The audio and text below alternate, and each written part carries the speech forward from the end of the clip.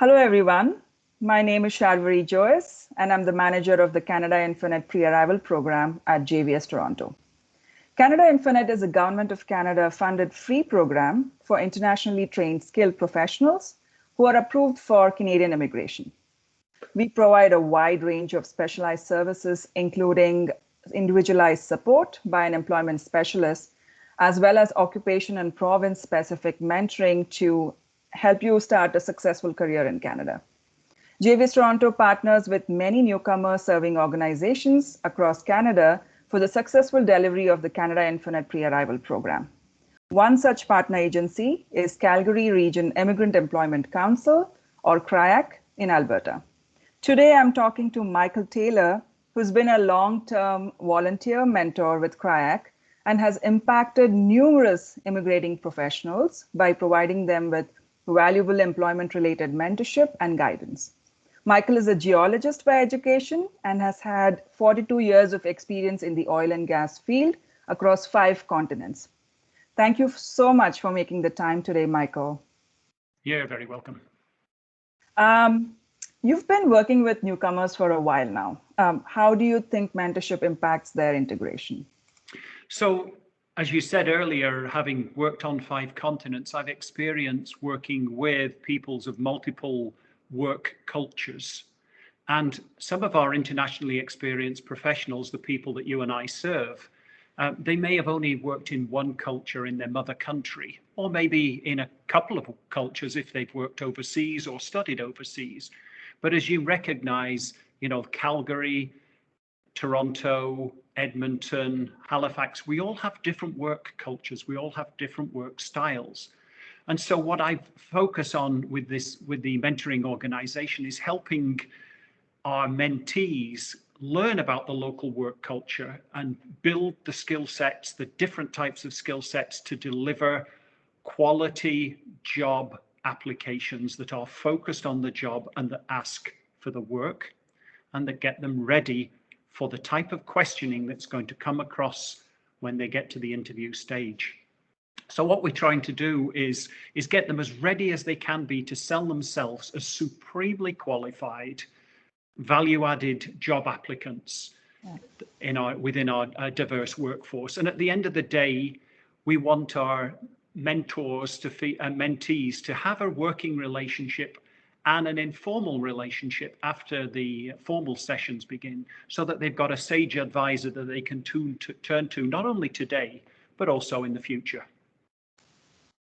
Perfect, thank you. Michael, you've been a volunteer mentor with CRIEC for many years.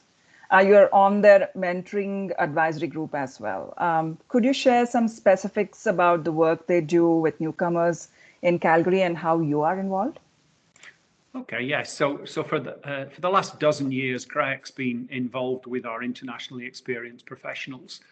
And so the first stage of the mentoring process is that they carefully screen the IEPs, the internationally experienced professionals, for their readiness to adapt to our work culture.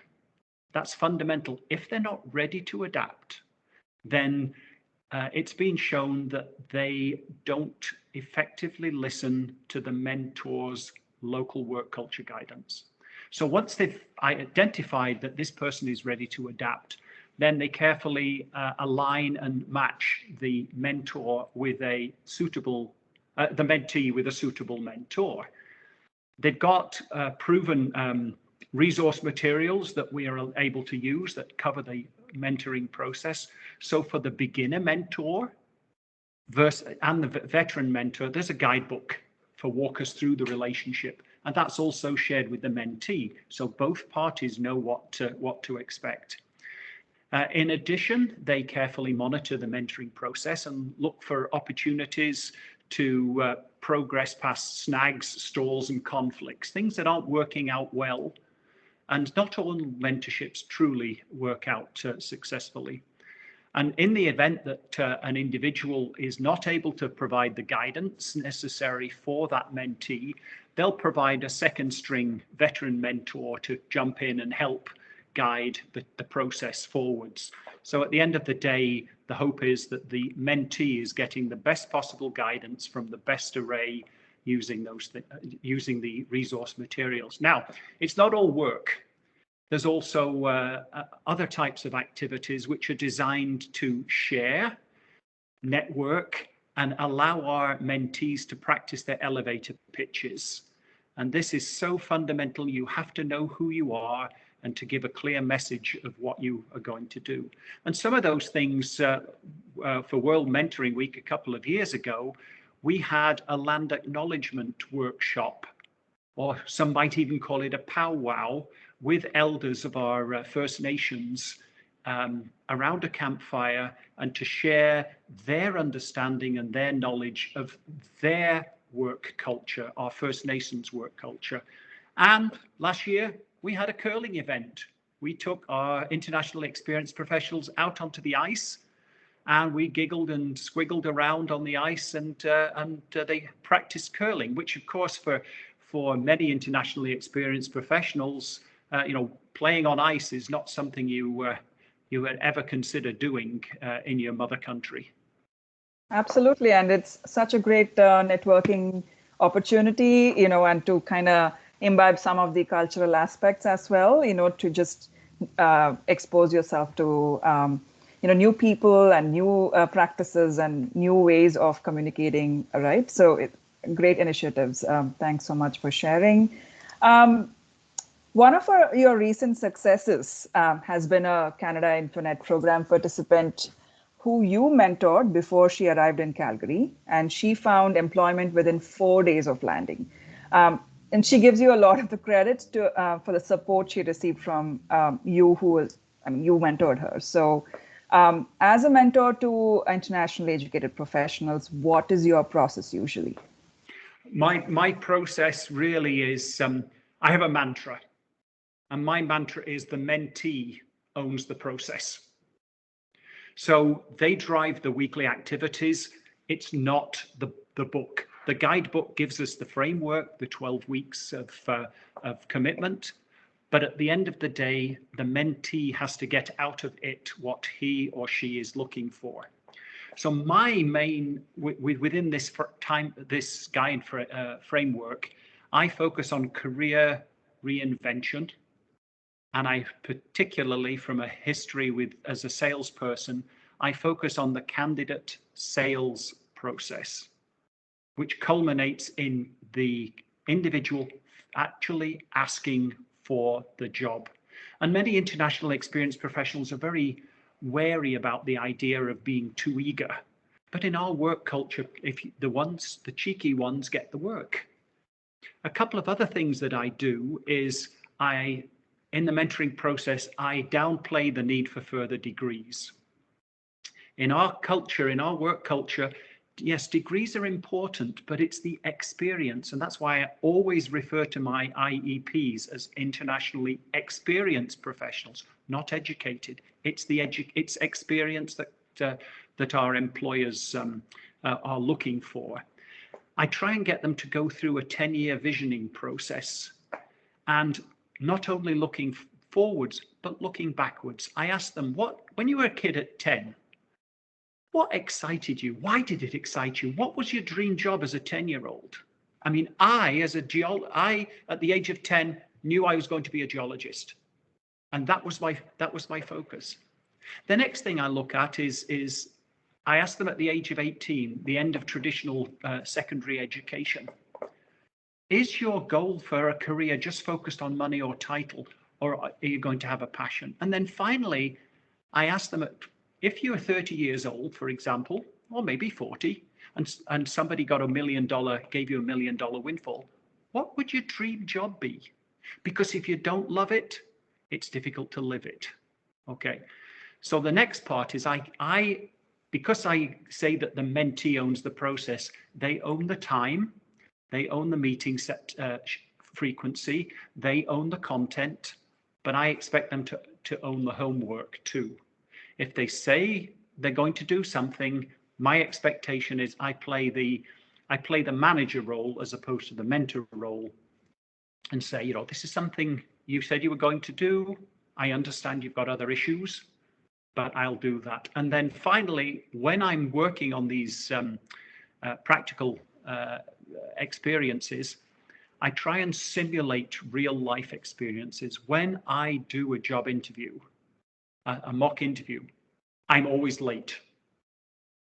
And always I set my phone so that my phone will go off halfway through the interview.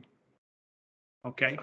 And finally, I tell the person I'm not actually the hiring manager. He or she is busy. I'm filling in, so I may not know. So I try and push them onto their back foot, cricket-wise, and bring them forwards so that they can work out how to recover from these gotchas, these little snaffs and snags that happen.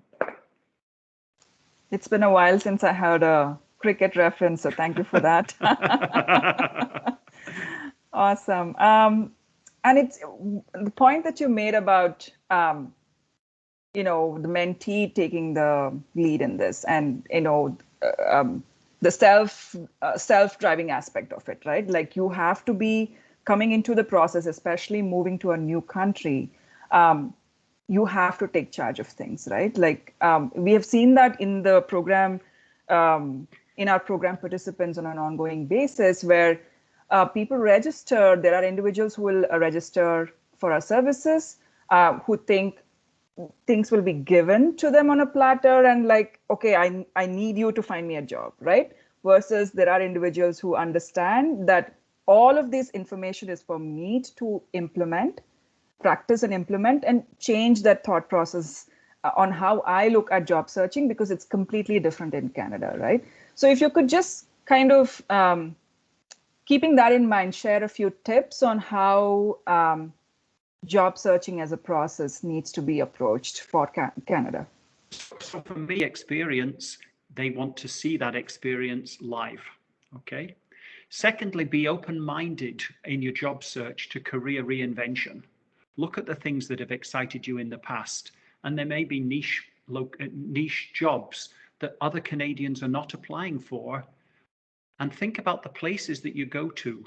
Many of our internationally experienced professionals will come to the big cities, but there are other opportunities in the smaller cities. And you have to think about what the transformation of your life is going to be like for you and your family. So that you have to bear those in mind when picking where you're going to end up. From the standpoint of selling your services, selling your capabilities at every available opportunity. And so one of the things I practice is what I call the poker hand of elevator pitches. We practice an elevator pitch for a place of worship, or a community center, or a hardware store. You know, not just the hiring manager and the CEO in the elevator. You've got to be able to sell yourself promptly and quickly in a small number of words. The next thing I do is I tell people that online interviewing is the new normal. So you better get your act together. Build yourself a tech stage. Make sure it's got good sound, good lighting, and you've got the bandwidth. Practice playing yourself on the screen. Record it. Manage your body language. Make sure your gestures are in control. And then when you're set up, you're ready. You've got something that's ready for a good, high quality job interview. And so you're going to practice, practice, practice. And when you're not practicing, you should be networking, networking, networking.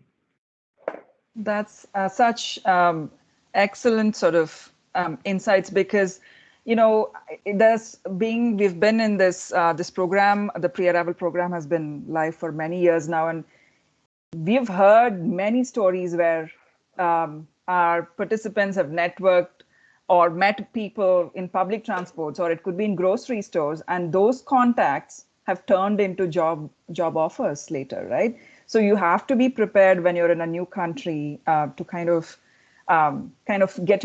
put your feelers out, talk to people, know that, you know, it's on all the time until you find employment for yourself. It's so crucial. And what is the traditional method, old school, of transferring knowledge from one person to another? Yes, you can use iPhones nowadays, but that future hiring person, a business card, so fundamental with your value proposition on it. what you have delivered, what you are able to deliver, and minimal contact information. Something that when you're at the grocery store, somebody overhears you talking to the checkout clerk, and they say, "Have you got a card?" It's right there in your wallet, right there in your jacket pocket, wherever it needs to be. Absolutely, those are great tips. Thank you so much. It's been a pleasure talking to you, Michael, and we really, really appreciate the time that you've taken and the work that you do to welcome and support newcomers to Canada. If you're all approved for immigration to Canada, don't forget to register for our program at canadainfonet.org. And if you're in Calgary, please do reach out to our partners at CRIEC.ca, CRIEC.ca. Thank you so much, Michael. Okay, you're very welcome. Lovely to talk to you. Bye-bye. Bye.